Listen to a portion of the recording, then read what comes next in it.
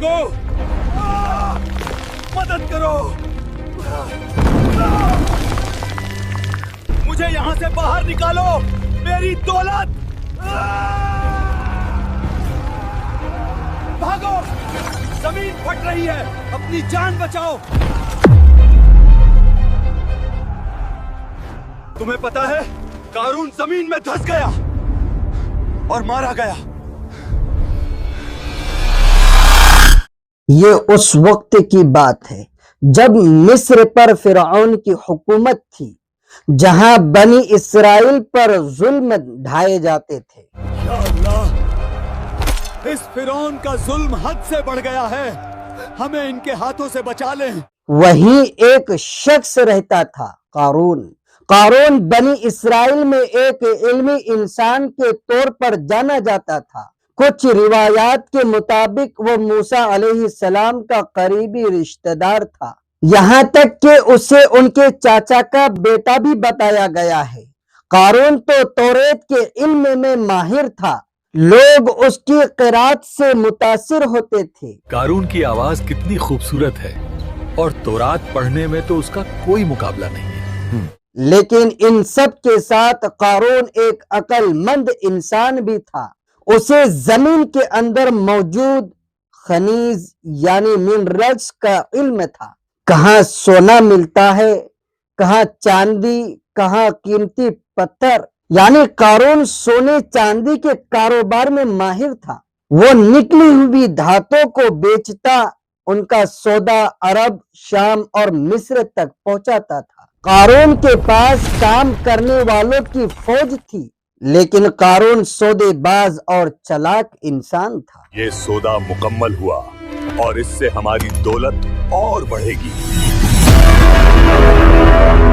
उसने तिजारत और अपने इल्म से जमीन खरीद ली। ये सारी जमीनें खरीद लो।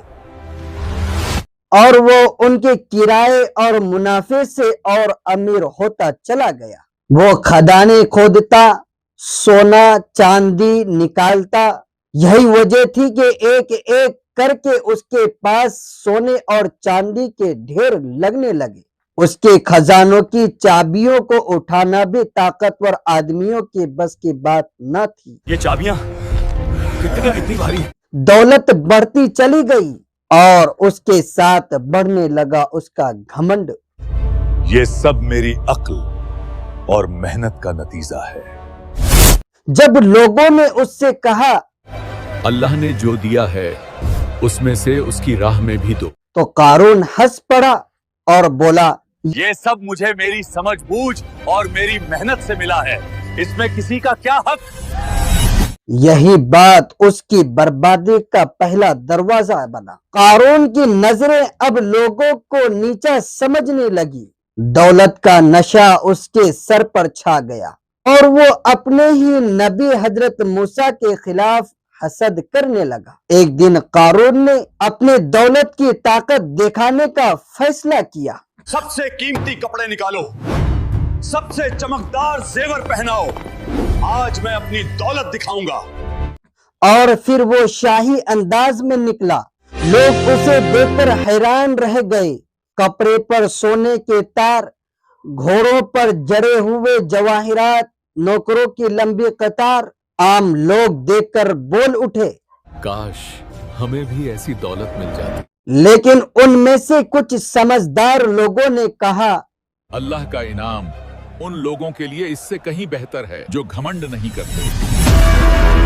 फिर कारून ने सबसे बड़ी गलती की, मूसा अलैहिस्सलाम के खिलाफ साजिश। दौलत के नशे में कारून अब हद पार कर चुका था। उसने एक औरत को पैसे देकर कहा, तुम लोगों के सामने गवाही देना कि मूसा तुम्हारे साथ गलत हरकत करते हैं। जब वो औरत सबके सामने आई तो उससे पूछा गया, क्या ये सब सच हैगा? तो वो औरत कांपने लगी और आंखों से आंसू बहने लगे। वो चिल्लाई, अल्लाह की कसम, मूसा पाक दामन है, मुझे कारून ने पैसे देकर झूठ बोलने को कहा था। उस वक्त सन्नाटा छा गया और वहीं से अल्लाह का अजाब तय हो गया। उस दिन कारून बड़ी शानो शौकत के साथ अपने महल से बाहर निकला।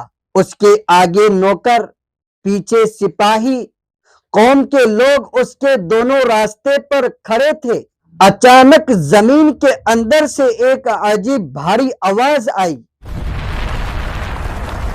नौकर डर के मारे चिल्लाते हैं, भागो, जमीन फट रही है, अपनी जान बचाओ। महल की दीवारें हल्की सी कांपने लगती हैं। कारून के पैर जमीन में धंस जाते हैं।